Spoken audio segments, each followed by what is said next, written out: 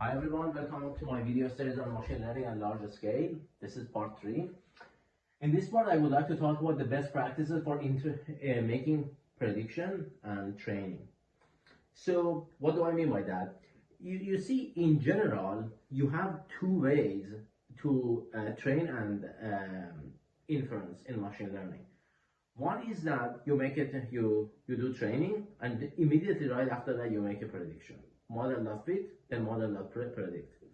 The second one is that you make a training, and then you store your model hyperparameters and then your model, and then you make a prediction maybe a day after or at a later time.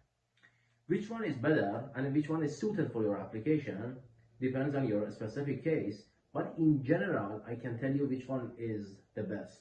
This is not really a case of say, hey, which one is better for my data, XGBoost or neural network.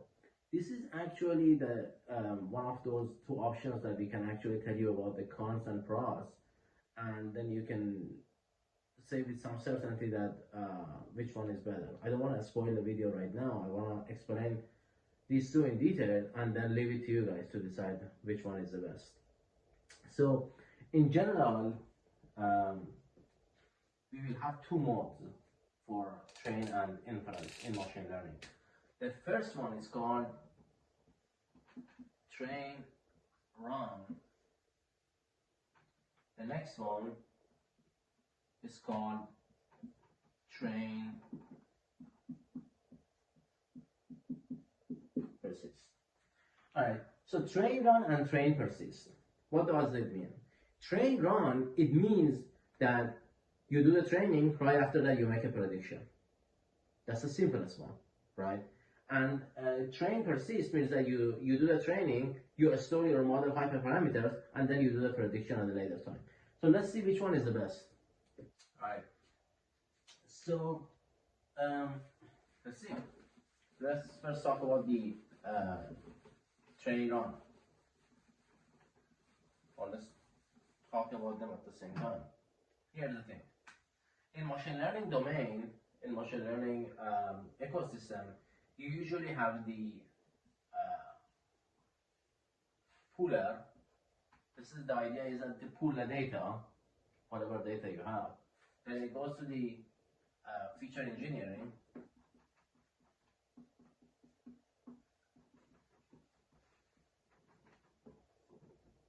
Okay, then after feature engineering, this is gonna go to the training job,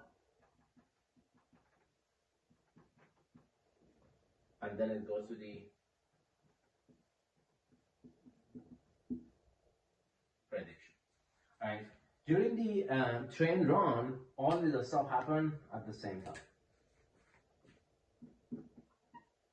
For train run, this thing happen at the same time.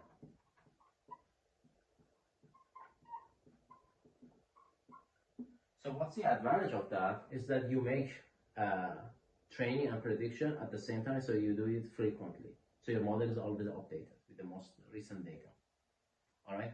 And another advantage is that is the simplicity. This is a very simple model. Model.fit, model.predict. You don't need to worry about where to store hyperparameters, where to pull these most recent hyperparameters and then make a prediction after that. This is the simplest one. All right. You don't need to checkpoint, save your checkpoints in a sense.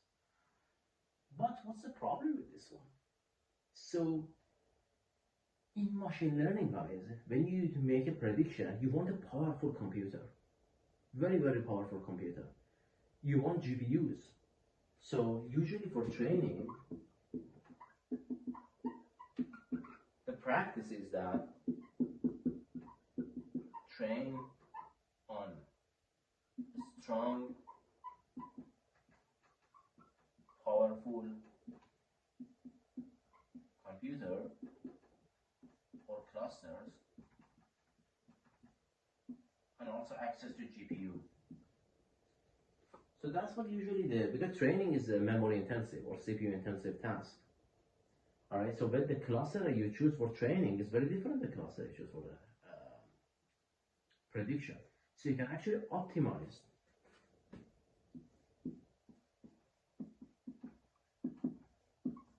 cluster for CPU, and memory. So during the training, you want to actually choose a cluster that's very strong, CPU optimized or memory optimized, whichever you like, right? If you use Databricks, you know what I'm talking about, or if you use the AWS or Azure, they all have this functionality. Therefore, if you go with train run, you're going to use the same cluster for training and prediction. So what's the logic behind that? Like, what's the advantage of this mode?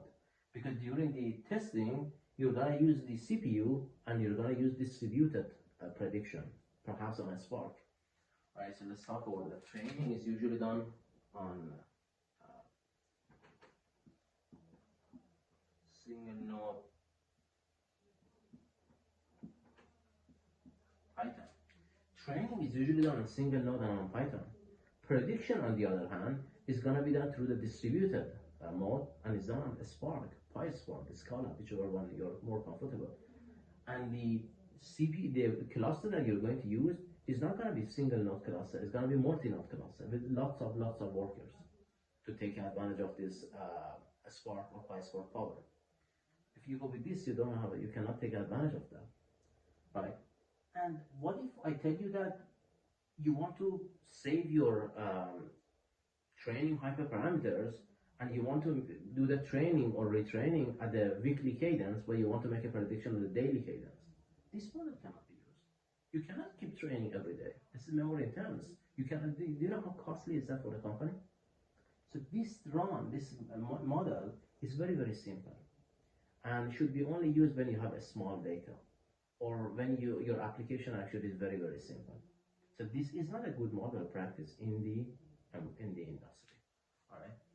All right. Now let's go for the. I'm gonna keep this one. Let's go for the other train persist.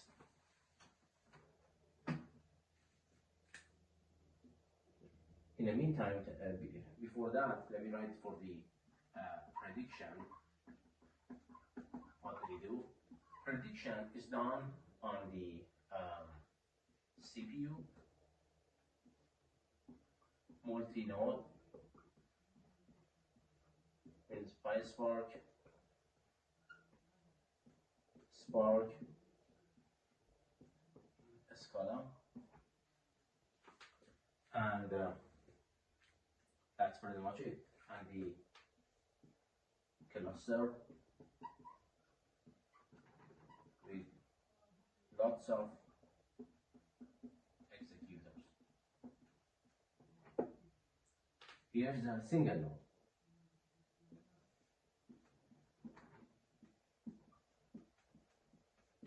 Single node cluster. Right? Very good. So that's all I want to tell you about the prediction and the training. Now let's talk about the train persist. Super important. This is what you should use. You know, train persist is as follows. You have a puller, you do feature engineering, you make training. What's next? A store. A store model, hyperparameter, and weight, etc. Alright?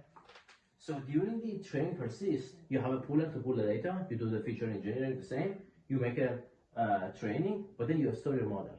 Where? TensorBoard or MLflow. That's coming in the next video about tools and practices or tools and framework. You store your model hyperparameters, and then during the prediction, you pool those hyperparameters. So pool hyperparameters, then you do prediction. Right? That's the practice. This is what you should do. So you make a training, you store hyperparameters, weights, you kill the cluster, you start a new cluster.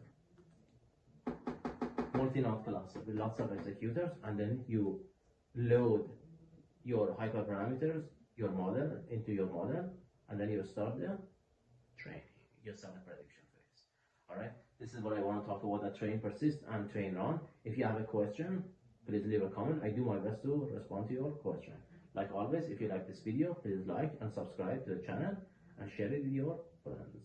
Thank you, and see you all in the next